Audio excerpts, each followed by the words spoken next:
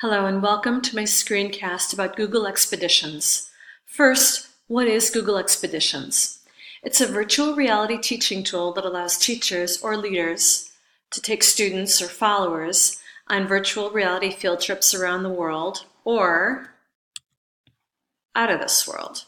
As an example of the kind of immersive experience you can have, here's some pictures that my cousin Eli took. It shows you what it can look like in the night sky when there's not as much light pollution as there is in LA.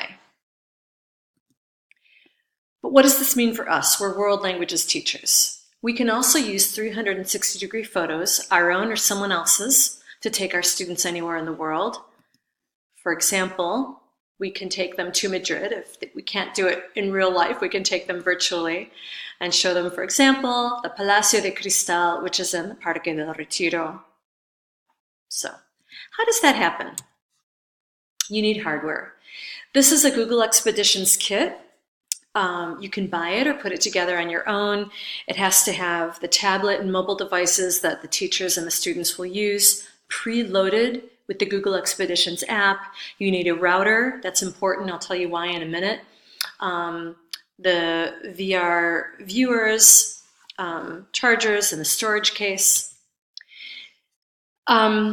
If you don't have VR viewers, you can use just computers or Chromebooks. The experience is not quite as immersive, but that doesn't mean it's any less worthy. There are many places to buy this kit. Here are just a few places, and here are the mobile phone requirements. Now the interesting part. How do the virtual reality field trips actually take place? As I said, the teacher has to preload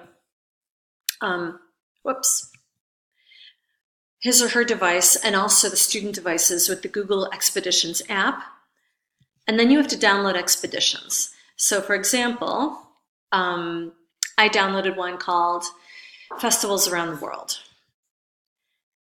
So all of those, the Expeditions are downloaded, the app is downloaded, and I mentioned earlier a router because the students and the teachers all have to be on the same network, the same Wi-Fi network, or the Expeditions won't work. Whoever's going to lead clicks lead and is going to launch their expedition. Whoever's going to follow clicks follow down here in this right-hand corner. An interesting note, I think if you had higher level students, they could also lead expeditions. They'd have to be really familiar with the technology and have the linguistic capability to lead lower level students through an expedition. So the expedition is downloaded, the leader clicks play, and the students have logged on and joined, and this is what they see. This is a picture that I took from my mobile phone.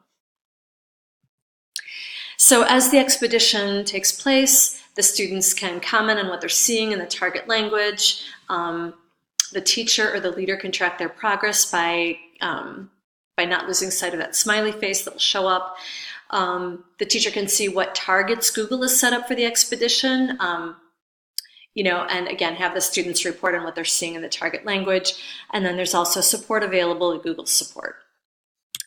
So that's it for my initial presentation. There's a lot more than that to Google Expeditions. I look forward to becoming very much more familiar with it in the coming weeks.